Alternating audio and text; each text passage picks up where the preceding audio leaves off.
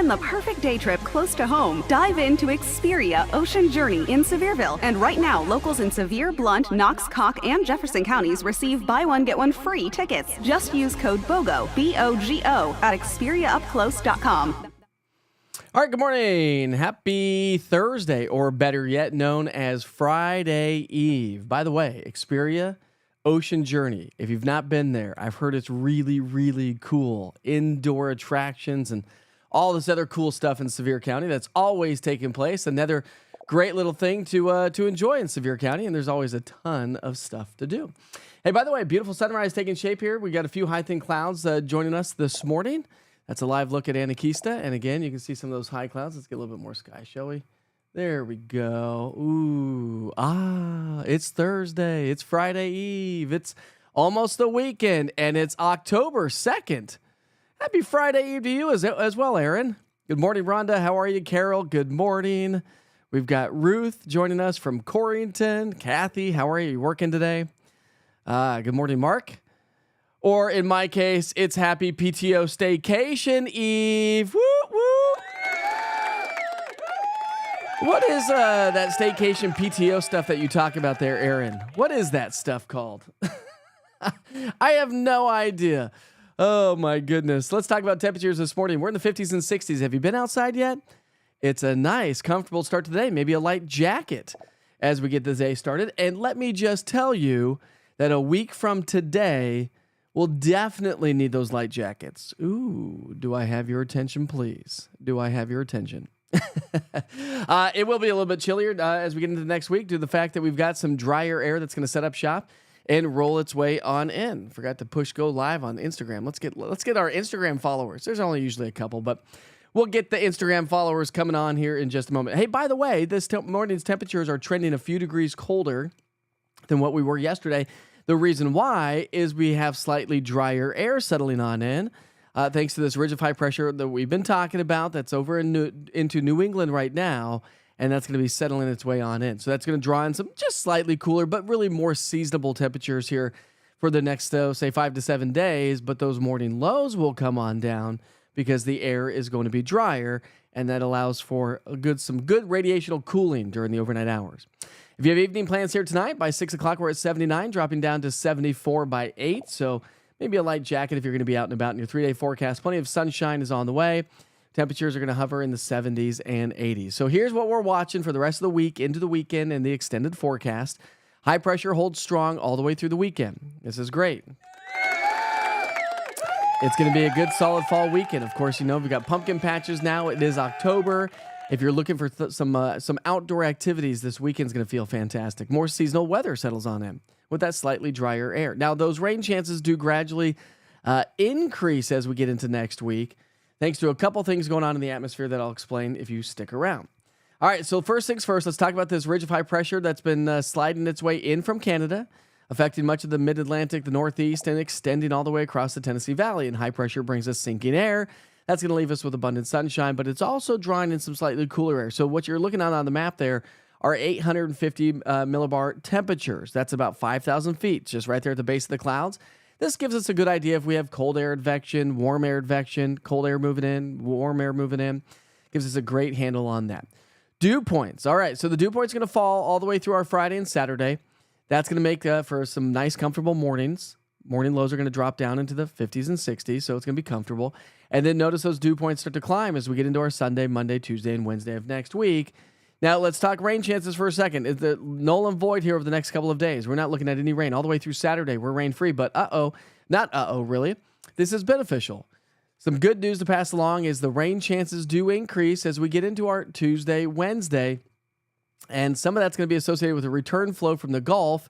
And the other side of the story is a cold front's going to be swinging on through. So rain chances gradually increase. Now, I typically won't go more than a 30 to 40% chance on day number 6 and 7 on the 7-day. So we'll probably be tailoring up. I would imagine Wednesday becomes more likely at this stage of the game. And again, it's 7 days out, more likely 100% chance of rain. So we'll see how this all plays out. Make sure you check back in. All right, so our upper level pattern, there's our ridge of high pressure across the mid-Atlantic, but as it drifts and stays over the Atlantic, it's going to allow a little bit of a return flow coming from the Gulf. A little mid-level low is going to be forming as well. And that's just going to help to scoop up a little bit of moisture. This takes us through next Tuesday evening. So we're not talking about a ton of rain from now through Tuesday evening, but now let's take a look at this cold front Tuesday evening as it slides our way. And this cold front is going to draw in a nice solid ridge of high pressure coming in from Canada. So that's going to draw in the drier air. But with that cold front, that's likely to bring us increasing rain chances by the middle and latter part of next week. Now, I know it's only Thursday. I'm just kind of giving you a preview of what we can anticipate. And then back behind this cold front, some solid dry air is on the way. We're talking dew points to fall into the 30s and 40s, which means that our morning lows are going to be on the chillier side, which means those afternoons are going to be so comfortable with abundant sunshine. So that's what we can anticipate. Of course, I'll keep you posted on see how things may change or evolve over time. But the Climate Prediction Center is basically saying that we're going to be about average to maybe slightly below average when it comes to precipitation above and beyond the 7-day forecast. However, with that cold front coming through, I don't necessarily know that holds true for most of that extended forecast. Climate Prediction Center goes back and forth sometimes. I don't really understand why. All right, so average highs for this time of year are in the upper 70s. 77 degrees is the average in the Central Valley. And we're going to still trend slightly above average. And so we've been talking about the fact that the Climate Prediction Center has predicted the potential of above average temperatures. And all that means is above our average high. And our average high right now is 77 degrees. And we saw in the 7-day forecast, we are going to be trending above average. These maps never tell you how far above average, but it definitely tells you a story that we could be trending above average. And as we continue through the seasons or into the fall season, our high temperatures drop pretty quickly. I mean, we went from the upper 80s in the heart of summer that lasts for a long time, by the way. And remember, once we hit August 23rd, those averages start to come down pretty quickly, and they have done so as well. So we've definitely seen those temp averages come down just a little bit more. Anybody want to go out on the lake this morning and do some fishing? Well, it's a good, solid morning to do so. Look at the geese out there. They're grabbing a drink of water before they catch flight. Have you noticed all the birds flying? All of them traveling south for the winter. They're like, I got to go find me some warmer air because it's starting to get a little chillier to the north. Welcome to the change in the seasons. You know, the conversation I had with my wife and my kids the other day, we were walking and I was like, we had some of these fly over us. Some of the geese fly over us. I was like, what's just mind-blowing and amazing to me is the fact that these birds, the migrating birds, travel thousands of miles every single year, spring and fall, to the north, to the south, and it's just mind-blowing that they know where to go and how to fly. And I saw some geese last night flying above me, and it was dark, and I was sitting there telling myself, I was like, these guys are going, come on, Bob, we're supposed to be landed by now. It's dark time. What are you doing? The guy in the back's going, I can barely keep up. Hurry up. Because there's an order of operations in that V. And it's a class, right? It is. What's up, Chris? How are you this morning? Let's see. I saw something. Let's see. Good morning, Sue. Grab your cup of coffee this morning. Cheers to you. Let's get the logo on the right side. How about that one? Hopefully you have a good day today and enjoy it. It's not Knoxville related, but headed to Destin, Florida, Ken says. Next week for fall break. You and the rest of East Tennessee, except my family. Are we going to be having good weather for the Sunshine State? So, Ken, let me ask you this question. Tell me you have the East Tennessee weather app on your cell phone. Do you? This is probably a good time to be able to tell you all how to operate the app a little bit more efficiently, because when I get these questions, I want to be able to help you out. So pay attention. You ready? Here's the East Tennessee weather app. This is for the computer. It looks different on the phone. I get it. But the point of the story is if you click on that little tiny plus sign right there in the top of the screen, Ken, if you click on that, you can add a location. So come to locations, add a location. So type in your specific address of the condo or hotel or Airbnb that you may be going to. But say you're going to Destin, you just want Destin. So you type in Destin, Florida. There it is. It pops up. There's all your watches and warnings. Keep those highlighted. Click Save. Now we go back to the main page. And the cool part is now all you have to do is slide this little temperature bar. Slide that bar until the top of it says Daytona. That's Daytona. Let's go to Destin. We just typed in Destin. Now the weather map changes for Destin, Florida, and the forecast changes for Destin, Florida as well. So Ken was asking, let's just go ahead and give him the forecast for next week. Remember, I can go to Wednesday of next week, but Sunday, 82, 60% chance of rain. Monday, 50%, 83. So we'll be in the low to mid 80s with some probably increasing chances for some showers and thunderstorms Saturday, Sunday, Monday, because remember, we've got that little wave swinging in from the Gulf. But other than that, we potentially could see some really nice weather setting up shop. So hopefully you got all that. A little quick tip and trick if you have an iPhone or an Apple device, you click that little TN with the orange lightning bolt, and that takes you back to the full forecast. Remember, 1 Minute with Witcher is updated twice a day, morning and evening, as at this point of the game anyways. And it's just a quick snippet, 1 minute of your time, and you get everything you need to know. But if you really want a broader, bigger picture forecast, more traditional style forecast, click on the full forecast. That's also updated twice a day, at least at this point of the game. Probably only need to do it once a day, early in the mornings, when the weather is nice. Howdy, sir. All right, so we got some festival stuff going on at Imes Nature Center. Movies Under the Stars, a double feature.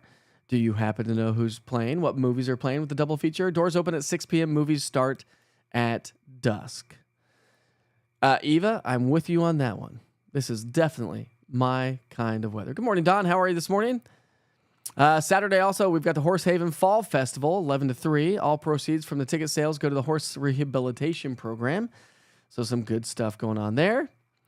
And we got Rick Green joining us this morning. What's up, Rick? All right, let's move right along, shall we? Rick says, let's dance, Witcher. So we shall. But before we do so, we'll take it back outside. This is our live East Tennessee weather camera in Hardin Valley. And really some gorgeous weather there as well. You got to love these kind of mornings, don't you? All right. And remember that we are celebrating events and birthdays today. So if you have a birthday or an event coming up, please let us know. But I will tell you, it is now probably a good time to tell you that coming up this coming Saturday, we've got the PJP, the Parkinson's Run, 5K and 10 run in Farragut. I will be emceeing the event. So if you're looking for something to do Saturday morning, the race kicks off at 8:30 in the morning. If you wanted to get out and walk, jog, run a 5K or a 10K, come raise some money for Parkinson's. Did you know that 16,000 people live with Parkinson's disease in the state of Tennessee? So we're raising money for a great cause. I'll be emceeing that again. That's 8:30 in the morning on Saturday, October 4th in Farragut. It's the PJP Parkinson's. If you go to pjpparkinsons.org and then click on their events, you'll be able to sign up there and get all the info there. But that's going to be a great thing to highlight here this weekend. All right, that's the events I have going on, and more coming down the pipeline that I'll talk about in the coming days. All right, it's National Smarties Day. Do you like Smarties? Smarties are good. I like Smarties, but I can only eat like a pack or two and then my mouth is raw. It's National Custodial Workers Recognition Day. Let's give those big guys and gals a big shout out here this morning. We wouldn't have clean buildings if we didn't have custodial workers, of course, for the schools and all the businesses. It's National Name Your Car Day. All right, let's go ahead. Tell me if you name your car, okay? Do you have a name for your car, and have you always named your cars? Throw that in the chat, and let's see what you say about that. Again, the chat is a little bit behind, so make sure you check in on that. I did. I have not named my cars. Actually, my newest car that I bought is named Lightning. I don't know why. I just chose it. But my very first car was a Toyota Tercel. And my friends always thought it looked like a giant nose driving down the street. And if you look it up online, it does. And so they used to call my nickname for my car in high school was called the Beak because it looked like a big giant nose, the Beak. It's National Fried Scallops Day. I'll give a shout out to that. I love me some fried scallops. They are amazing if they're cooked correctly. Just a quick sear on either side, blackened, and that's all you need with some butter. And it's National Produce Misting Day. You gotta love that. At the grocery store, you always, I love it when you hear the thunder, the clap of thunder, giving you a heads up that, hey, it's getting ready to rain on our produce. All right, so what are you all saying about your cars? Are you saying anything about your cars? By the way, we do have some events going on. Let's give a big shout out to Evergreen Farms. They're in the Sweetwater area. Good morning, Mike. Spooky Town opens tomorrow at 5 p.m.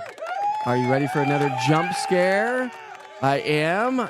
They scare me every time. My wife even scared me this morning. They've been playing pranks on me and jokes on me all the time. But if you're looking for a great family-friendly place to go check out a haunted house, do a corn maze, get some popcorn and some food, check out Evergreen Farms in Sweetwater. So I've gone there. We've gone there. Last 2 or 3 years, I think it is.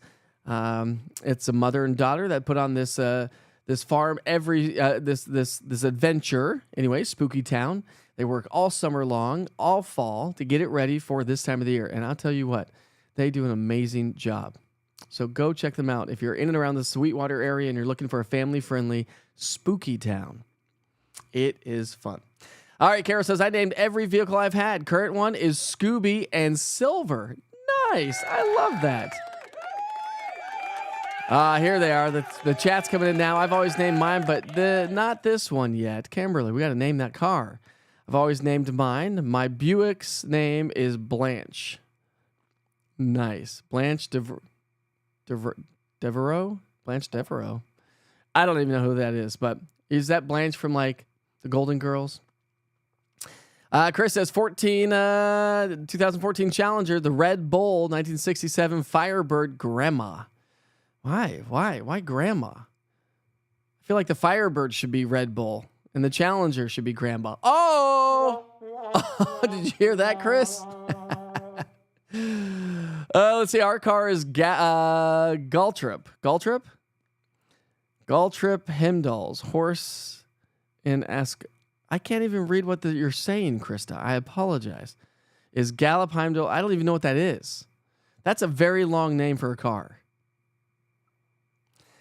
Today is your sister's first birthday in heaven. Her name is Karen. Aw. I'm sorry about your loss, Kimberly. I had all excitement that it was your sister's first birthday, but not the case. Not the birthday that we want to celebrate. But go celebrate your sister's birthday in heaven. I haven't named my car that I have.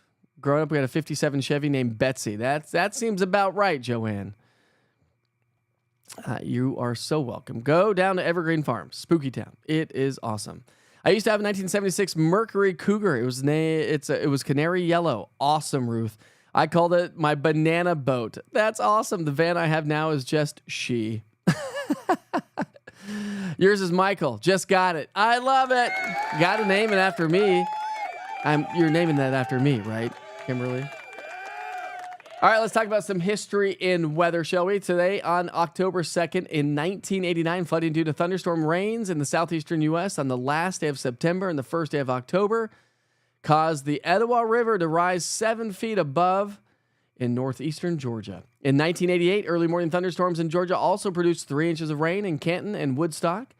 In 1987, a fast-moving cold front produced snow flurries from Minnesota to the Appalachian Mountains. Ooh. In 1981, severe thunderstorms raked Phoenix, Arizona with heavy rain, high winds, and hail up to 1.5 inches in diameter for the second day in a row.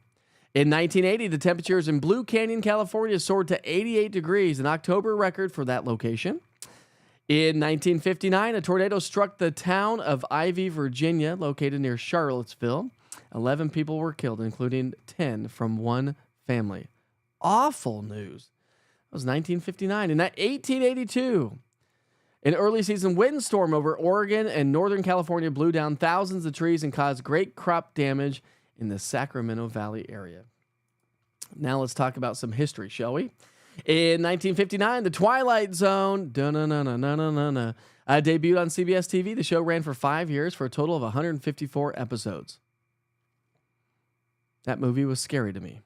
In 1955, Alfred Hitchcock Presents debuted on CBS. In 1950, Peanuts, the comic strip created by Charles Schulz, was published for the first time in 9 newspapers and then became a comic strip in all the newspapers back in the 80s and 90s, right? In 1937, do you remember reading the comic strips and doing like the crossword puzzles in newspapers back in the days? In 1920, and then we take that back. Let's go to 1937. Warner Brothers released Love is on the Air. Ronald Reagan made his acting debut in this motion picture. He was 26 years old and then became our president. In 1920, the Cincinnati Reds and the Pittsburgh Pirates played the only triple header in baseball history. The Reds won 2 of the 3 games.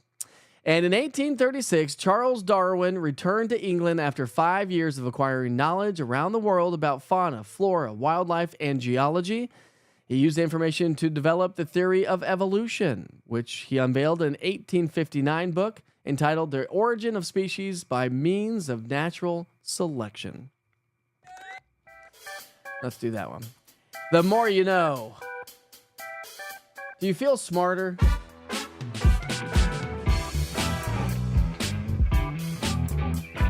Do you feel smarter?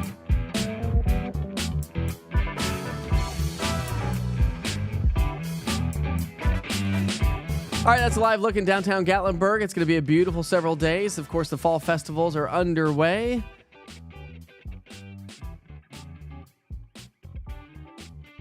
Your Honda is Helnhest and the van was Slipner. You've got some interesting names for some cars there, Krista. I have looked to see if there's any new Witchers pictures. There are no new Witchers pictures here this morning, so we'll wrap things up here at 7:52 and let you go for the day. As always, I appreciate you joining me. Thanks so much for all the well wishes on social media yesterday. For the 2-year anniversary of East Tennessee Weather. It's just 2 years in. A, I can't believe it's been 2 years. B, we've got a lot of years together to come. We ain't going nowhere. You like that broken English this morning? We ain't going nowhere.